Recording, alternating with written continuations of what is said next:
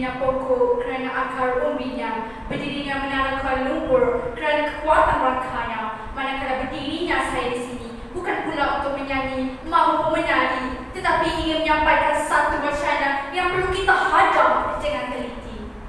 Terima kasih saudara peneraja acara yang dihormati barisan kehakiman yang adil lagi bijaksana, penjaga masa yang tidak pernah alpa dengan masanya, dan seterusnya sekalian hadirin yang saya hormati sekalian. Assalamualaikum, selamat pagi dan salam pencipta alam.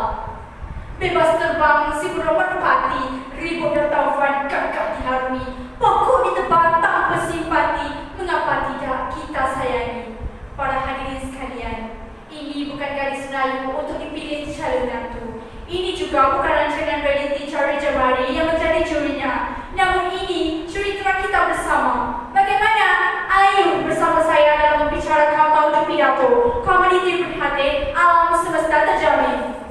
Sebelum kaki menolak langkah, lidah mengalun bicara. Jika direnung dan diteliti sedalam-dalamnya, terlebih dahulu, ialah rasanya saya kupas sedikit tentang makna kata tajuk yang akan saya bincangkan pada hari ini. Menurut Kamus Dewan edisi keempat, komuniti bermaksud satu kumpulan orang yang tinggal di sesuatu daerah atau negara, masyarakat atau orang ramai umumnya, atau kumpulan individu yang mempunyai sifat-sifat yang serupa. Manakala kosakata prihatin memberi makna mengambil berat atau perhatian terhadap suatu perkara. Maksud rangkai kata alam semesta terjamin ialah alam semula jadi atau alam sekitar terpelihara daripada sebab pencerobohan, pencemaran ataupun gangguan. Ini memberi maksud bahawa alam sekitar kekal sebagai khazanah semula jadi dengan cara dipelihara maupun dipelihara. Mutakin ini arus modernisasi meneraskan lagi pembangunan negara kita. Pelbagai projek sosioekonomi dijalankan dengan begitu rancak. Namun sedarkah hadirin bahawa alam sekitar kita sudah terjejas? Kita sebenarnya tersepit antara keinginan menjadi sebuah negara maju dengan alam sekitar yang perlu dipelihara. Bahkan pepatah, ditelah mati emak, diluah mati bapa. Sidang hadirin yang penuh satu, cuba renungkan, siapakah komuniti prihatin yang dimasukkan? Sememangnya komuniti yang dimasukkan adalah keluarga, masyarakat, individu, termasuklah pihak kerajaan sendiri. Ya, itulah jawapannya. Ini kata saya pertama, keluarga pemakin alam terpelihara. Alam yang sepatutnya kini kita jaga, belai dan dipelihara untuk anak cucu kita pada masa hadapan telah dirobek hari demi hari. Berbagai aktiviti yang dilakukan oleh pihak yang tidak bertanggungjawab menjadikan alam semakin tenang. Oleh hal yang demikian, dengan drastiknya beberapa langkah yang perlu kita diambil, kira bermula dari rumah lagi. Bak kata pepatah, melentur bulu biarlah dari rebungnya. Oleh itu, ibu bapa sangat berperanan dalam memberi pendidikan kepada anak-anak perihal tentang penjagaan alam sekitar. Bagaimana? Ibu bapa perlulah menjadi contoh kepada anak-anak agar mereka sentiasa menjaga kebersihan dan keseimbangan alam sekitar. Ibu bapa sekalian, di sini maupun di rumah, perlulah mewujudkan suasana yang bersih di persekitaran rumah kita dan sentiasa memastikan sampah sarap di tempat yang disediakan. Contohnya, ibu bapa menegur sikap anak-anak yang membuang sampah di tempat awam dengan cara yang baik dan berkesan kerana ibu bapa merupakan role model anak-anak. Pakai terpatah, bagaimana acuan begitulah tulinya. Hadirin yang dikasihi sekalian, ini kata saya kedua di bawah kata kunci keprihatinan organisasi menjadi wajah kepada kelestarian alam semesta. Pihak sekolah maupun Kementerian Pendidikan tidak terkecuali dalam memastikan alam semesta sentiasa terpelihara daripada sebarang kemusnahan.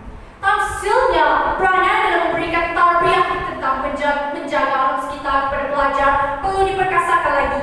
Pada masa yang sama, pihak pentadbiran perlu mengambil cakna atas setiap aduan pelajar tentang pencemaran di sekeliling serta mengajarkan aktiviti-aktiviti yang membantu menanam sifat sayangkan keindahan alam sekitar.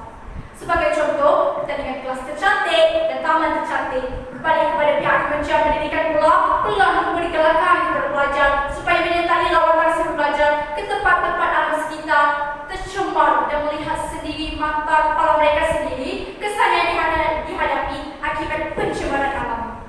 Tuntasnya, kita tidak perlu bersikap bagi enau dan meluka melepaskan pucuk masing-masing dalam memastikan alam sekitar lebih terjamin dan tidak terus-menerus dipunahkan sewenang-wenangnya. Hadirin yang dimuliakan, menelusuri indikator saya ketiga di bawah kata kunci keprihatinan kerajaan menjamin kesejahteraan alam sekitar. Contoh negara kita, iaitu negara Malaysia sendiri, perlu memulakan langkah yang bijak yang telah menggunakan sistem Green Dot yang juga setanding dengan negara Jerman. Sistem Green Dot ialah kita semula bahan-bahan pembungkus. Bahan-bahan pembungkus yang mempunyai Green Dot ini akan dikutip, diasingkan dari kita semula. Taiwan contohnya yang telah mengharamkan penggunaan beg plastik dan alas meja peribun patut dicontohi dan mendorong negara kita ke arah mesra alam sekitar. Pihak kerajaan juga perlu dan mesti memantau lokasi-lokasi yang sering menjadi tempat pembuangan sisa toksik atau pembalakan haram. Dalam hal ini, pihak kerajaan perlu memainkan peranan besar supaya hukuman setimpal dapat dikenakan kepada pihak yang melanggar peraturan alam sekitar dan menceroboh tanpa perizinan. Oleh itu, kita telah memupuk semangat sinergi dengan pihak kerajaan supaya dapat mengatasi isu kelestarian alam sekitar ini. Seterusnya, menjadikan alam sekitar, alam semesta terpelihara demi kepentingan sejagat. Hadirin sekalian, sidang penonton yang penuh santun. Harus dikejut mana yang lena, harus ditegur mana yang alpa, sebelum manusia ditimpa bencana, sebelum alam mulai bicara. Hutan ditebang, hutan dimusnah, diterokkan untuk pembangunan, sudah pasti haiwan-haiwan pupus. Oleh itu, hadirin, bukalah mata dan lidah, sama-sama kita melangkah ancaman paradigma dan menanamkan sifat mencintai alam sekitar. Konklusinya, manusia yang mengancam, manusia sendiri yang terancam. Persoalannya, untuk mengejar kemajuan, haruskah hak alam menjamin taruhannya? Timbang-timbangkan agar goncangan ketiga ini tidak terus meledak seperti ledakan tsunami di Jepun, gempa bumi di Pakistan, taufan Katrina dan Wilma di Amerika. Tepuk dada, tanyalah minda, tepuk dahi, fikir-fikirlah sendiri. Kami diperhatikan alam semesta terjamin. Wabillahi taufiq wal hidayah. Wassalamualaikum warahmatullahi wabarakatuh.